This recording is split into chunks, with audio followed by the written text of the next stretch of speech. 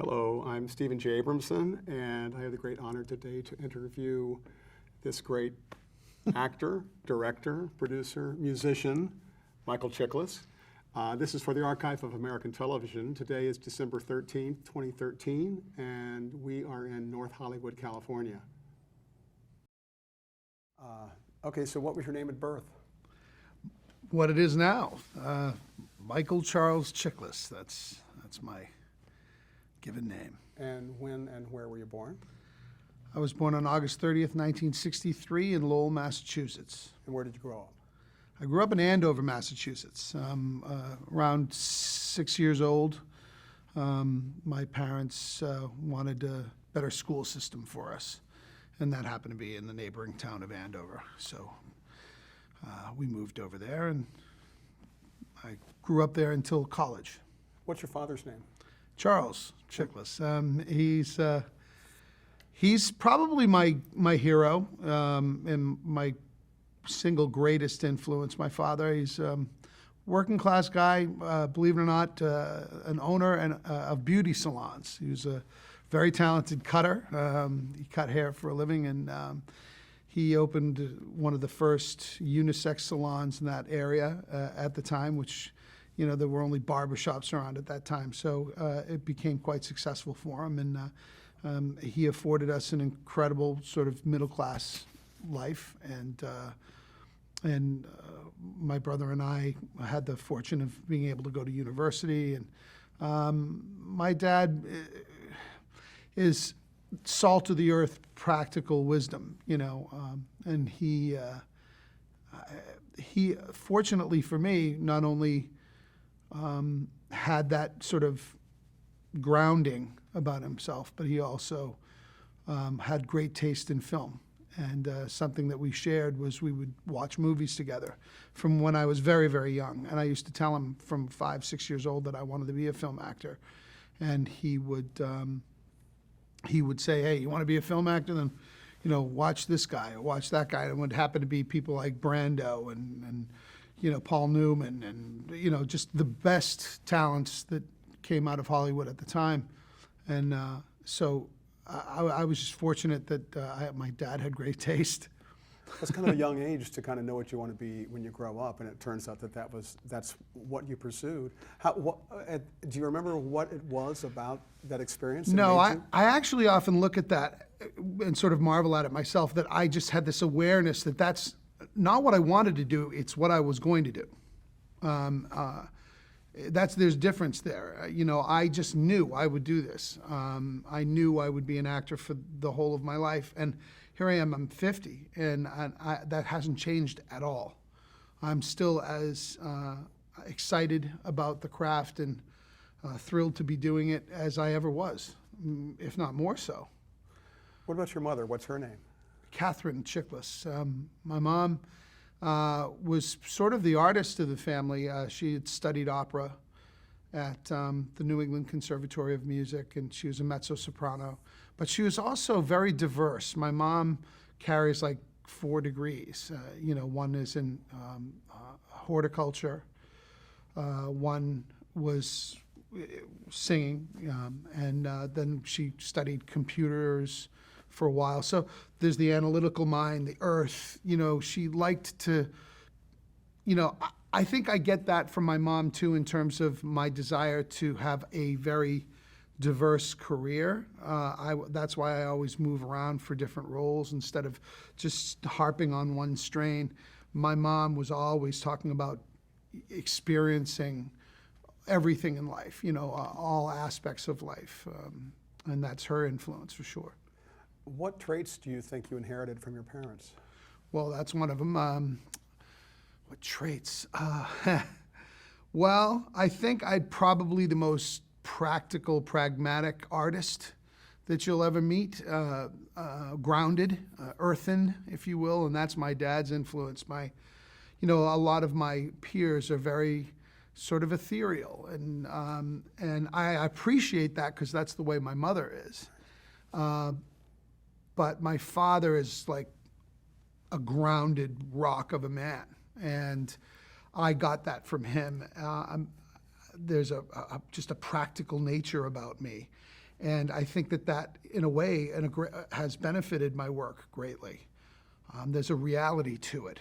There's a practicality to it, which is not something you usually equate with great art, you know? Right. Do you have any brothers or sisters? I do. I have an older brother. It's me and my brother Peter. Peter Chiklis, my older brother, 3 years older than I.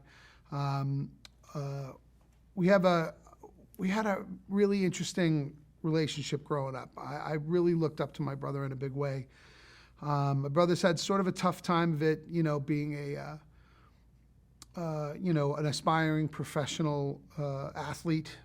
And right when he was looking at becoming a professional athlete, he was terribly injured as a young soccer player in college, and that sort of sent him into a spiral for a while. But now, in our age, we've become very, very close, and we had that sort of sibling rivalry thing when we were younger, where it was a love-hate thing. I love my brother always, but he was my older brother, so he used to pound on me a bit. But then again, because of it, I really credit him greatly for my success, because after growing up under Peter Chiklis, Hollywood seemed pretty easygoing to me. So you were really young when you knew that you wanted to be an actor. Yeah. When did you first start performing? And I don't mean professionally, but just at all, even as a kid. Well, I immediately in school, I would do, I was in the chorus, and I was in, every school production I could be in. And I think I experienced a breakthrough in 9th grade when I played Hawkeye in MASH. Now, 9th grade, Hawkeye and MASH, if anybody knows the original play, it's a racy play to do in 9th grade. So I think that says a lot about the theater department in Andover at the time. Pretty amazing. And at the time, a local casting director saw me. And when I first came out for that first curtain call, I had that experience that a lot of kid actors have. I came out and I got a standing ovation, and you get bitten by that bug, right? I was already bitten. I was much more about the craft of it. I really wasn't about a person that wanted to be aggrandized, but that felt good for sure. Anyway, this woman saw me, and she said, "Listen, we have this summer stock production coming up, and would you like to audition for it?" And I said, "I'd love to." So I auditioned for the Town and Country Playhouse in Salem, New Hampshire, and I was however old you are when you're in 9th grade, 13, I suppose, something like that, and I was cast as a local. Everyone was cast out of New York primarily, and Boston, but then they also did some local hires. And I was a kid, and we were spear carriers and whatever. We had trees in the background, whatever. We were chorus members, and it was a great experience for me. And I met a man who ended up becoming one of my theatrical mentors, a man named Mark Kaufman. And Mark, I think he saw something in me as a young guy, and who was really, really interested in being an actor, and he knew it. And he happened to drive past my house on the way from rehearsals, so he offered to give me a ride home, and he would drive me home and drop by at the house, and he became friends with my parents. And over the course of that summer, he had asked, "Hey, listen, when you guys go and see theater, where do you go?" And we said, "Well, to see professional theater, we go into town. We go into Boston, which is about a 40-minute drive from Andover." And he said, "Really? So there's nothing in the Merrimack Valley, professionally to see theater?" And no. "Do you think it would sustain it if there was a professional theater?" And of course, I was like, "Yeah, absolutely." So that conversation in my kitchen started the beginning of a theater called the Merrimack Regional Theater, which is one of the most successful regional theaters in the country to this day, 30 plus years open. And it was Mark's baby, and he was the artistic director, but as a 13-year-old kid, through that year, I helped, I remember going in there and helping tear out the seats, and he had secured the old South Campus theater at the University of Lowell. And we opened this theater, and it was an incredible experience for me not only as a young actor, but as a business person too, to see how ticket sales went and how you sold subscriptions. It was just an incredible experience. And my parents were really, really supportive.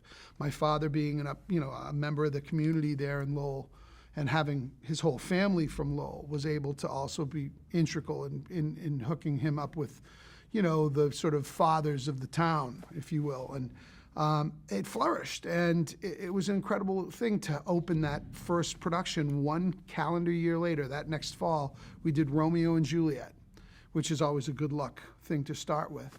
And I played Samson in that opening scene, do you bite your thumb at me, sir, that whole thing. And it was thrilling. And that began my love affair with Shakespeare and being classically trained. And he was the one who said to me, listen, if you want to be in film and in television, that's great. But the people who have longevity in this business are the ones that are trained and have craft. And that was a huge influence on me, and it's the reason why I ended up attending Boston University, the School of Fine Arts. I didn't even research it. I can't believe, sometimes I think of how many ways things could have gone wrong. I did not know anything at that time. Like, I'm sorry if I'm all over the road. That's okay. Forgive No, me. you're good. But, I have 2 children, and we were so proactive in terms of how my daughter got into college and, where she would go. And we researched it. At the time, I had a peer counselor. There were no deans. No one talked to me about college. My father was like, you want to go? Sure, we'll check it out. I had heard from someone that Boston University had a really good, one of the top 5 classical training programs in the country. And I said, I'm going to go there. And it was an audition school, right? I auditioned for Boston University. That was it. I did not audition for another college, which I find extraordinary. And it wasn't out of ego. It wasn't like, I just was ignorant. I didn't realize that, there's a possibility I might not get into this college. And then I'd be out of luck and I'd have to wait for the next cycle. And no one warned me against that. I think of those days and I think, wow, I can't believe the way things worked out. But that's what happened. I auditioned for BU. I got into it. Remember, 85 of us got in and 18 of us graduated. So, it was a cutting program. So it could have gone horribly wrong, but it didn't, thankfully. And Did you already have your equity card by that point? yeah, I got it through doing productions at Merrimack Repertory Theater. And, you build up a certain amount of hours and then you get your card, and it was a wonderful experience to be able to work with a bunch of professional actors coming out of New York City, who were 5, 6, 7, 10 years my senior, whether they were in their early 20s or all the way up into their 40s and 50s and 60s, working professional regional theater actors. And here I am, a kid, that first season, I think I was 14 years old. And those are great years, 14, 15, 16, to be doing. At the same time I was in high school, I was the captain of my football team my senior year. And the guys jokingly called me Juliet, because they knew I was an actor. And they, interestingly enough, the jocks at my school were into it. They got it. They saw that was me, that was something I was going to do. Sounds like Glee, the football captain. Yeah. I got gotta say, when I saw that show, I told Ryan Murphy that when I saw that, I was that kid. I was very inclusive. I was definitely a bridge builder. People that hung out with each other that never, I don't think ever would have, did, because I was sort of the liaison. Yeah. What kind of TV shows did you watch growing up? I watched everything. I was a big television fan. I remember, early on, the family show that we all watched was Jackie Gleason. We watched The Honeymooners, as a family together. And I loved Gleason. I just thought he was genius. Because he was not just a great comedian, he was a beautiful actor. And of course, the Dick Van Dyke Show and those shows early on when black and white in the 60s. And then, I think I was a typical kid. I watched Star Trek when it came out. I was into the Wild Wild West. I remember that was a favorite at the time. But movies also really were a big thing. Like my father I got into Marlon Brando in a big way when I was very young. And I think about how inappropriate some of those movies were when I was like 7 to be watching like Streetcar Named Desire, I don't even think I really completely understood what I was watching at all. I knew I wanted to do that, So where did the production of You Can't Take It With You happen? Was that in college? That was in college, yeah. I don't know if it was my junior year or something. I was cast in the role of Mr. DePina, and You Can't Take It With You. And, I've talked about this. I have no doubt that I would have gone bald anyway, but I definitely helped it along by playing Mr. DePina. I shaved my head in male patent baldness. And you were about like 20 years old or something? 20, maybe? yeah. Okay. Uh-huh. And, you had that old Ben Nye grease paint. And I applied it not only to my face, but my head too, instead of using powder on my head. And then I would just wash my face and head with soap and water instead of using some sort of an astringent to really clean the pores of my head. And when I went to grow my hair back, normally when you shave your head, it grows back even thicker or healthier, right? No, it didn't grow back right. I had much less hair after that production than just prior to starting it, and it freaked me out. I was a young leading man, just about to be done with college, and that flipped me out. I have to say that was traumatizing because it really sort of changed things for me in the way I viewed myself.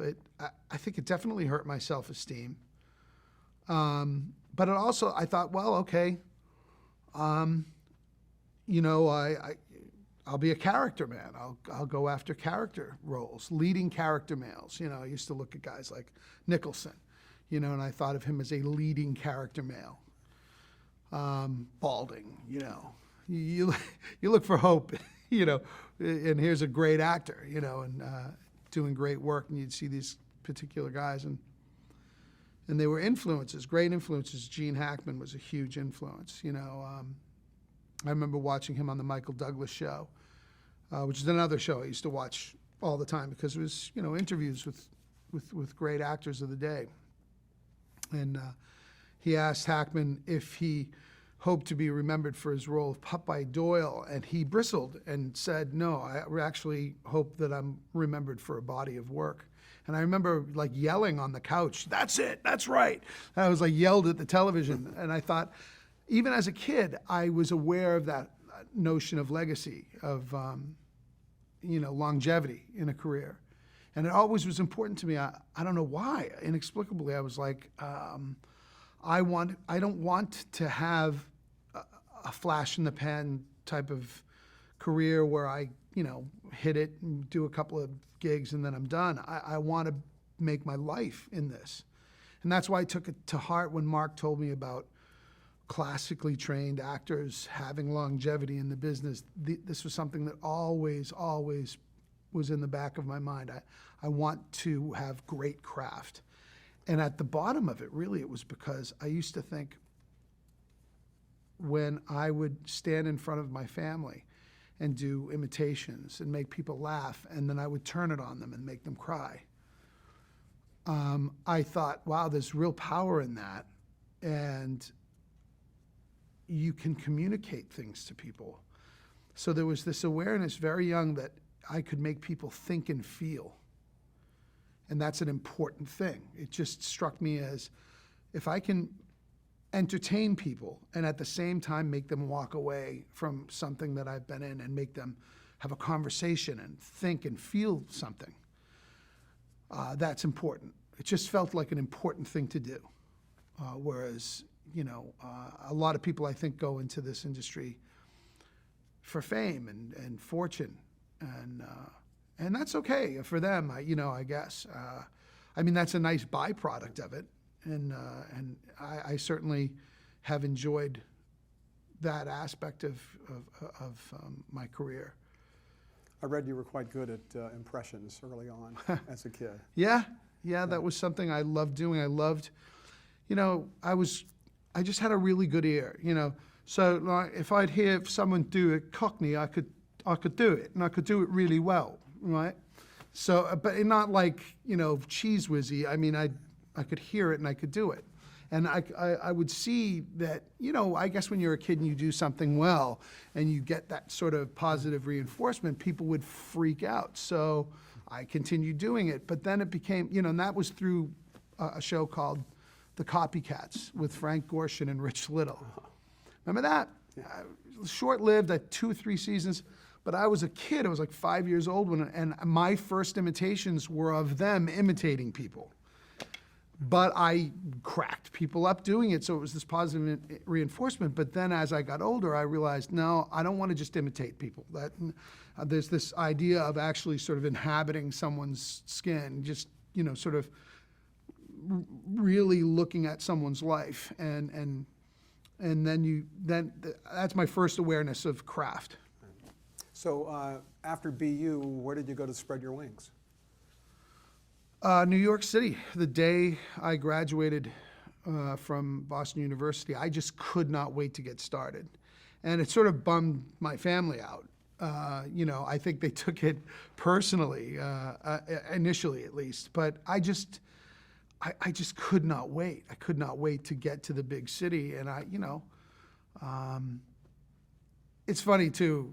A lot of people are overwhelmed by New York City when they first get there. I was the opposite. I was like all aggression and full of myself and thinking I was going to kick the town's butt. And I got so humbled by that city, and especially those first 2 years. I suppose I needed to be knocked down a peg for sure. Was your goal theater or film or TV or just theater whatever? first, and then into film and television. That was always the route. Say the strategy, it sounds like. Well, yeah, that's, I modeled there were careers that I looked at, that I looked at as a model, all those guys that were, coming out of New York. Well, Paul Newman and that whole gang, coming out of, oh God, what's wrong with me? I can't think of names. It's so horrible. Uta Hagen and, they were working together. Acting teachers. Yes, exactly. Sorry, God. It's okay. I was just really influenced by what I perceived to be the best actors of the day, and they all came out of, theater, a base in theater training. And by the way, there were a couple of schools. There was the British school and Laurence Olivier, and I was very influenced by him. And then there were the method actors coming out of New York, and I really loved them as well. And I started to read everybody's work. The acting teachers' work, whether it was Uta Hagen or Stanislavski or Sandy Meisner, whomever. And I always sort of looked at all the different methodologies of approaching a script as tools, the actor's tools in a toolbox. So I always bristled even at the notion of the method, because that connotes it's the only way to work on a script. And certainly I would work on The Shield very differently than I would approach, say, a Moliere comedy, right? I just wouldn't go at those scripts in the same way. Sometimes you work from the inside out, sometimes the outside in, all actor stuff. But I just am fascinated by the process. I love it. I love talking to actors and directors and people who are in it about the process. And that just became this sort of Dickensian time in my life, college into New York days, where I was broke and you go through that starving artist period where you're doing theater, you're doing off Broadway stuff at La Mama, and we were down in the East Village and making stuff up and just doing crazy outside, whacked out stuff. But starving and really sort of wondering what was going to happen. and looking for a break. And but I was very fortunate. Boston University had something called the League Auditions. And the seniors of each class would come down in the spring and do a league audition. And this is Yale, Juilliard, Carnegie Mellon, the best conservatory training programs in the country. And we would perform at Juilliard in front of casting directors, agents, producers, whatnot. And they were looking basically for fresh meat. They're looking for young people coming up. And I was very lucky. I was seen by a couple of people. I got an agent right out of the gate, which is a huge catch-22 for many young actors starting out. So I had an agent right away, and a casting director who was casting a movie called Wired saw me. And Wired ended up being the first movie that I ever auditioned for. Now, it took 3 years and something like a dozen auditions, but I ended up landing that movie and to play the role of John Belushi in the film Wired, which I thought was an incredible break, and with an Academy Award-winning producer, and just a thrill of a lifetime. And it was a national search for someone. It's just not the normal way that people come into it. I didn't know that at the time, but and I didn't know a lot of things. I keep thinking about how many times things happened in my life out of just blind ignorance, and people would credit me with being brave or courageous, and I just go, "What do you?" Like people would say to me at the time, "You were so brave to take on that role," and I would look at them blankly because I didn't know what the hell they were talking about. I wasn't brave at all. To me, it was a no-brainer. I was telling people the specials that night, and it was either tell people those specials or play John Belushi in a film with an Academy Award-winning producer. I didn't know anything about the controversy surrounding that picture. I had no idea. Of course, I knew who Bob Woodward was. He was the guy who took down Nixon, but I didn't know the backstory between he and the Belushis or anything of the friends. I didn't know who Michael Ovitz was. I was completely ignorant to the LA scene, to the Hollywood scene, to any of the things that make this infrastructure work, especially at that time. I was just a young actor. And Woodward wrote the book Wired, right? That's correct. Movie's based on, right? That's right. So were you a fan of Belushi? I was a huge fan of John Belushi. And did those impressions help in terms of the Absolutely, of course. And my brother and I, one of the great memories of my youth with my brother is that Saturday night was reserved for he and I to get together at 11:30 and watch SNL. I mean, the movie ends with you doing, you're doing Belushi doing like Joe Cocker, which is right. like an impression within an impression, I guess, in right. a way, right. interpretation. Well, the interesting, I was so crestfallen. I'll never forget.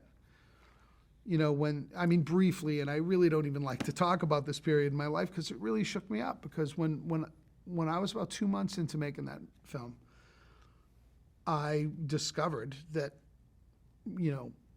everybody in his sphere was totally horrified by the project, didn't want anything to do with it, and wanted everyone involved with it blackballed. They just didn't want us to see the light of day, and I was freaked out by that because imagine, all I've done my whole life is aspire to be an actor, work towards being an actor, and here are some of my favorite actors and comedic actors in my life, Murray and Aykroyd and all these guys, and they hate me out of the gate. And they don't know me. We've never met. I was devastated. And on top of it, the movie ends, and I can't get arrested. I can't be seen for an under 5. And this happened and lasted for some 6 months when I went back to New York. And at the time, before that, I was being seen for a lot of things. And all of a sudden, I do this movie, no one's seen it, and now I'm not being seen for a thing. So it was a very scary, horrible time in my life. And I really don't talk about it much because I just, I knew somewhere inside me that I couldn't fight. The forces were just too powerful, and all I thought was just work, just do the work and let the work speak, and that will rise eventually. So what was your first TV role? And how long did it take to finally land? Well, 6 months into this period, Yeah. I get a phone call from the focus puller of Wired, a friend of mine named Tommy Maglos. And he says, "Hey, man, I hear things aren't so great." And I was like, "Yeah, Tommy, it's bad. I'm back to doing theater because, no one will even see me for a commercial, nothing." Well, wow. Well, listen, I'm down here in Florida. Come down, let's go fishing. So I took him up on it. And I flew down to, and I'm abridging this story, but I flew down to Palm Beach, where he was. Unbeknownst to me, he was working on a show. And he brought me to the set of that show, and it ended up being BL Stryker with Burt Reynolds. And Burt, basically, I could tell the story in its entirety, but the long and short of it is that Burt, upon meeting me, hired me and told me that he had grown up during the McCarthy era, didn't believe in blackballing, and thought I was a great talent, and he wanted to hire me. So he did, which was amazing. And all of a sudden now I was hired and working with Burt Reynolds. And that day, the television world opened to me. The film world still didn't for another 10 years. But overnight, the television world opened up to me. And right away, just being in Florida, I went right from that to doing a Miami Vice episode. And then pilots started to come in. Right away, my agent called me and was like, "What happened?" And I said, "Well, Burt Reynolds hired me, and now, the television gods are smiling upon us." Let me ask you about some of the shows you were in those early days. Yeah. Let's start with Miami Vice. What was that experience like?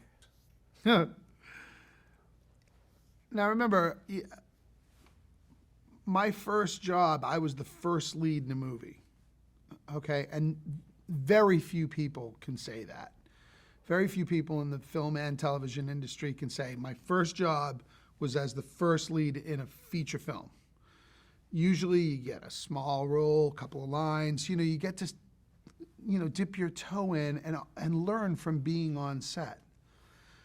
So I was thrown into the fire.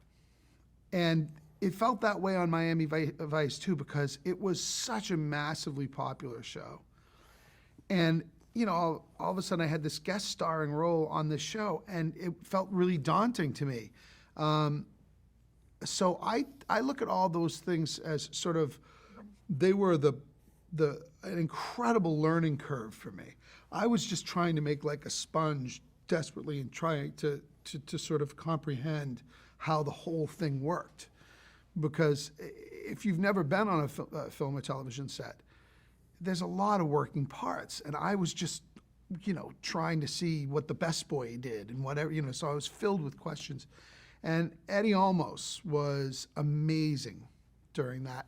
That's the biggest thing I remember from Miami Vice is Ed Olmos. Just being sort of fatherly and, pointing and showing me this happened and that happened, this is why this happened. And he was just great. And so it was a big learning experience for me. Tell me about Wise Guy. Well, Wise Guy ended up being a really fortuitous job. I mean, my friend Ray Sharkey was on that show, and he was definitely served as an in for me in me getting that job. But the greatest thing about it was I go and I do this little role playing a wise guy in Wise Guy.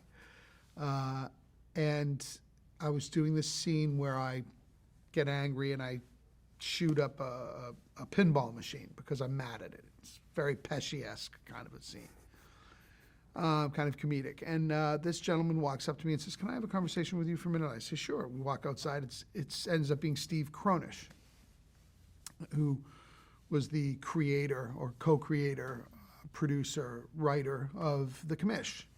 And he said, "I have this this script, and you're too young for it, but you're the guy."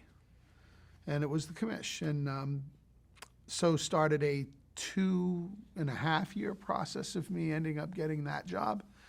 And the reason it took that long is because at the time there was a gentleman at CBS, it was at CBS, who was the president of CBS at the time, named Jeff Sagansky, and he was just not having it that someone my age could play this guy. So even though we jumped through hoops, and listen, I did a screen test even so that he could see that it worked on film, and in spite of all that, he just passed and said no.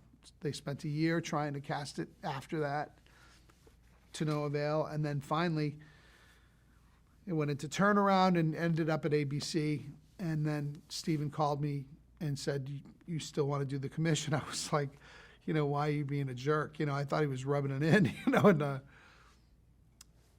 that's what led to The Commission. I ended up doing that show for 5 years. The Stephen you're talking about is Stephen Kronish? Yeah. Okay, because Stephen J. Cannell also That's right. did that show, That's right. as well as Wise Guy. That's right. Did you have any interaction with Cannell? Oh, of course, yeah. And Stephen, it's two Stephens, so I should say which one I mean. But Stephen Kronish was the guy who sort of discovered me for the role on the set of Wise Guy. But then he brought me to Cannell, and I read it for him, and he was on board right away. And the two of them really were the reason that worked and happened, because they really championed me through the whole thing, and they were both really, really wonderful to me.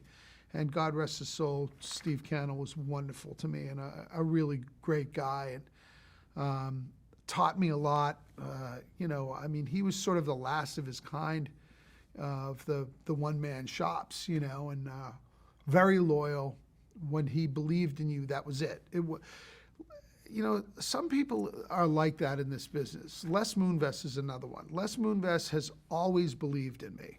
And he's a guy who, if he believes in you and you do a show and that show doesn't do well, it's not like he goes like, "Oh, I don't believe in him anymore." He knows all the different variables involved, and he knows also that if the right variables are in place, if he believes in you, that guy will work or that woman will work in that show. You know what I mean? Right. So he'll keep going back to you. There's a loyalty in that, and something that as an actor you really learn to come to really appreciate. And he started as an actor, I believe. He did, so he understood that aspect of it too, and... So when you were playing Carlos Spalletta and Wise Guy, it was kind of a breakthrough episodic show because it was structured in arcs. I know that Ray Sharkey started the very beginning. That's right. On an arc. Were you through an arc? Did your character 5-show arc? Yeah, well, I was cast for a 5-show arc. Did you enjoy that kind of a way I of did, because it gave you sort of a moment to be in something. You had a beginning and a middle and an end. You had an arc to a performance, and it was also my first time being up in Vancouver, which led to a whole different thing that I learned about in terms of the economics of show business. That's a whole other conversation. But yeah, I really liked that model, and I think that was the first show that ever did that, wasn't it? Yeah. It was kind of breakthrough, I think. Yeah. For the time. It was pretty great. We're going to get to The Commish, but let me just talk about a couple more titles. You took a different kind of a turn. I don't know if Shakespeare helped you with the comedy tragedy, but you did Murphy Brown. I did. What was that like?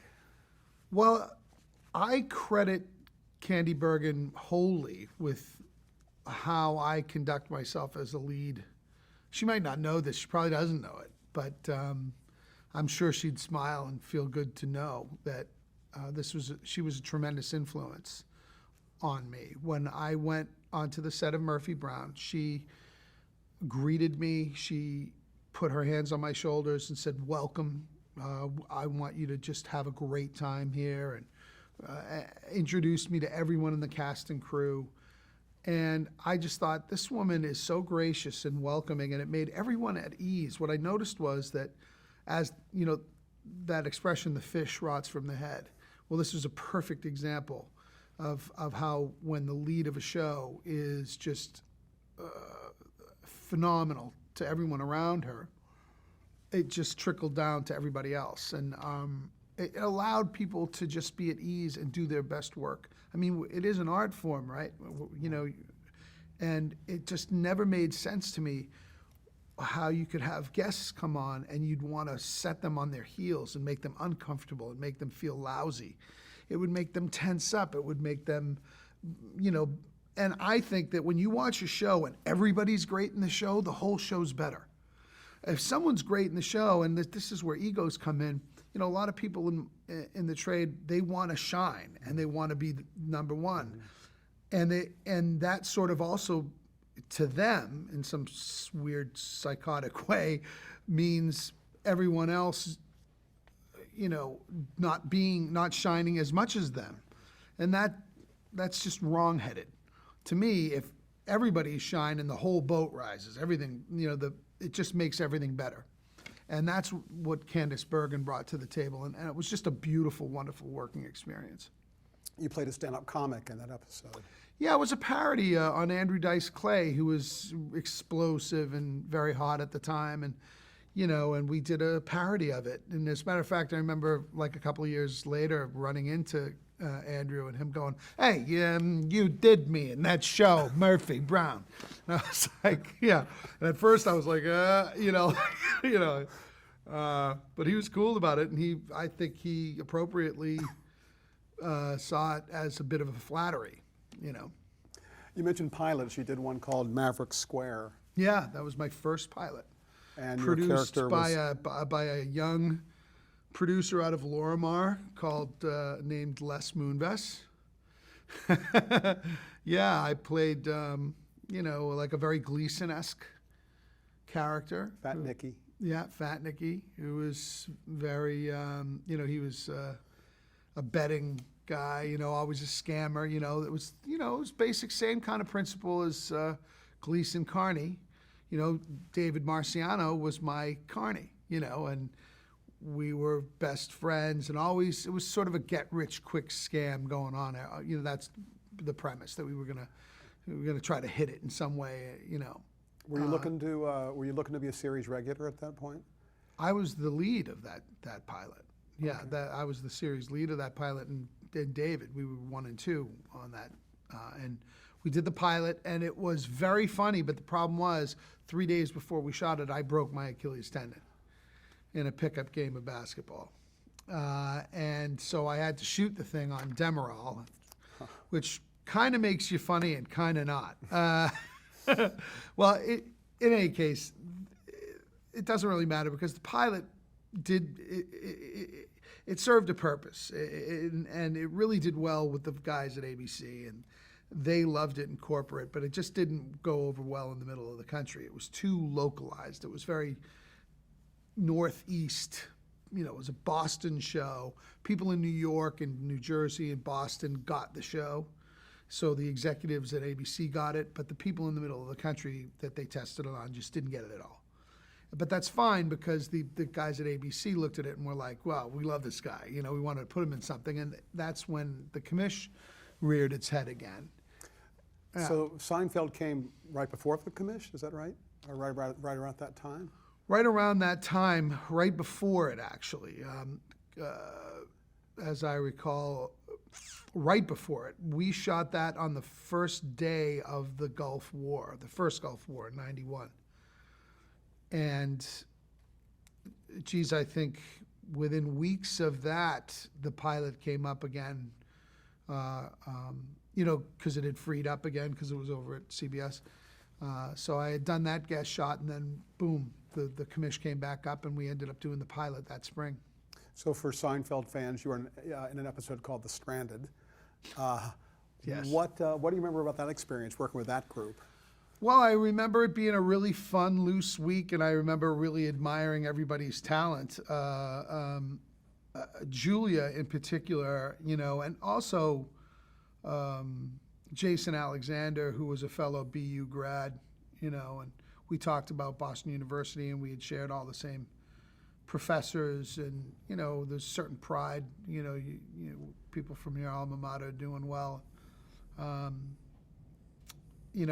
Jason's brilliant, really great talent, and I was a fan of the show. I liked it. I thought it was very, very funny, and I knew Larry David from bartending. I bartended at a place called Comedy U Grand in Soho in 1986 when I first moved down to New York, and he used to come in there to test his stuff out when he was stand-up, and he was very, very funny. Ray Romano used to come into there. I saw him do his very first stand-up comedy ever on that stage in this little sliver of a place, 90-seat house. The people that came in there, you wouldn't believe it. It's like the who's who of comedy. Used to come into this little tiny place and do their stuff. And I got to know a lot of them at that time, and I ended up, getting hired by Larry to do that Seinfeld, The Stranded. And I got to tell you, more than any single thing that I've done in my career, I think that episode has played more than anything I've ever done. More people have referenced that show. I've gotten more residual checks from that show. So it's just one that I really look on fondly. But it also was this kind of weirdness because the war started and Jerry's parents were in Tel Aviv when the Scud missiles started hitting. So we were freaking out backstage watching this unfold on CNN. And then they went places, and we were like, all right, we got to be funny. Let's do a comedy now. And I always thought that the angst that we felt sort of led to us doing an even better show because we sort of let it out on film. What character did you play? I played this idiot. I played some guy who, threw a party in Long Island, and they got stranded out there. And Kramer had to come and pick them up, but he didn't show up till 3 a.m. And you know how the show was about nothing. Well, arbitrarily, Jerry says, well, thank you very much. If you're ever in the city, look me up. Because we all say that, right. And of course, the next day, you said if I was ever in the city. Well, and I end up drinking, swilling all his alcohol and, hiring hookers. But played a lot of obnoxious people, especially in those days. So when you first got the commish, you were in your late 20s, right? Yeah, I was 27. And tell me about that character that you played, Tony. Well, I remember reading that pilot script and being knocked out by it. It was really, really a great pilot script and really well written. It was like a feature film. It was really, really well written. And of course, I asked about, him, meaning Anthony Shembri, who was the real Tony Scally, the commish. He was the police commissioner of Rye, New York, and the youngest commissioner in the history of the United States up to that point, I guess. And I got to meet Anthony and become friends with him, and he was just a no-nonsense kind of a guy that was, well, I shouldn't say no-nonsense. He was a lot of nonsense. What am I talking about? He was very funny, actually. He was, I just think he was very earthen. This is where I think my fatherly traits came in handy for me because he's just a real salt of the earth, sort of grounded guy. And you just get that from him immediately. And his whole thing was, I like to think and talk rather than shoot and hit. That was the catchphrase of the show. And I loved that. I just loved that idea that, especially what was going on in the world and everything that we saw from police. Remember, I grew up in the 60s and 70s, and my earliest memories are of, Kent State and dogs being released on crowds and things like that. And, to see a guy who wanted to give people the benefit of the doubt and help them as opposed to just pounding them on the head, I just thought, this is a good guy. And he was successful at it. So I was drawn to the character, And he was funny. He used humor. I'll never forget the first story he told me. We ended up doing it in an episode. Just indulge me. He was a Brooklyn beat cop before he became the police commissioner. And this happened. They got called to a domestic, and 90% of any guys in blue, it's domestic calls, domestic violence and disturbances. So they come, Twin Towers, these two apartment buildings next to each other, side by side, and you could hear screaming, but you couldn't tell which apartment was coming. So he said to his partner, you take that tower, I'll take this one. He ends up with the tower where the disturbance is, and he opens the door, and this morbidly obese man is trying to push his obese wife out the window when he opens the door. And he yells at the guy, hey! And the guy turns, and he goes, he had seen chicken, Kentucky Fried Chicken on the kitchen table. He goes, can I have some chicken? And the guy goes, what? Because he's like pushing his wife out the window. And he goes, I'm hungry. I haven't eaten all day. Can I eat some chicken? The guy becomes completely confused. And he goes, all right, go ahead. And he's completely famished by it. And he goes and he sits down and he come here, can I have some with me? Next thing you know, the guy's sitting there having chicken with him at the table, and the woman runs into the bathroom, and it's all okay. Well, his partner finally catches up and, comes into the apartment, and he immediately grabs the guy and starts to manhandle him. The guy flips out, beats the crap out of both of them, and they needed to have backup to arrest the guy. And that made him go, you know what? I had this guy ready to walk out of there with me without no shots fired, nothing, and this guy comes in and he has to be a macho guy, and look what happened, So I just thought, this is brilliant. And it turns out the show ended up being a really successful show and a beloved show. What I love about the commission is that to this day, all these years later, I still have people come up to me and hug me. They feel like they know me, and they feel like they can embrace me, and they don't even, they don't know me. So that's a lovely byproduct of doing a show like the commish. And how do you handle the huggers? Well, it depends on how they do it. I mean, I had one guy come up behind me in the middle of the night at midnight in Times Square, and the poor guy, he came up behind me and he threw his arms around me, behind me, and I elbowed him, I hit him hard in the head, because I thought he was attacking me. I thought I was being mugged. I was with my wife. So I jacked him, and he was like, Commish, I'm sorry. And I was like, oh man, you can't, we're in the city. You can't just come up to somebody and throw your arms around them. Are you nuts? And, so don't do that. Don't do that. But, when they come up to you and they're really respectful, it's lovely. Did you have input playing Tony? Knowing he was based on a real character. Look, whenever you're the first lead of a show, you have input.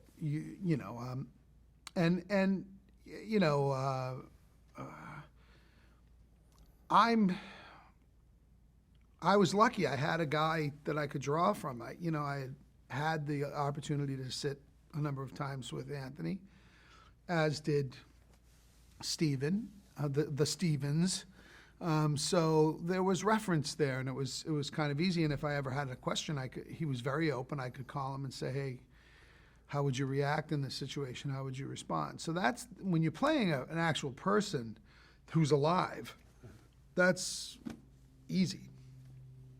It's daunting at the same time, though, because you really want to do justice and service that person in that role, and you don't want them to, watch what you've done and, hate it. So, that's nerve-wracking. Did you feel like you were like Tony in any way yourself? Yeah, like I said, the whole sort of grounded, earthen, I really understand the blue-collar sensibility. He just didn't put himself above other people, and I appreciated that about him. There's an accessibility to Anthony, I think, that we share. Did your character evolve over the course of the show? Yeah, absolutely. I think he lost even a bit of his own innocence, in that he started out completely as an ideologue, and, that gets beaten out of you to a degree. But he held on to it. He really felt like a duty to hold on to it. And to not let that die. So.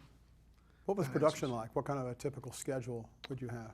It was brutal. Single camera, 1 hour single camera drama is the hardest schedule in show business. It's arguably. It's, 14 hours a day, 16 hours a day, every day.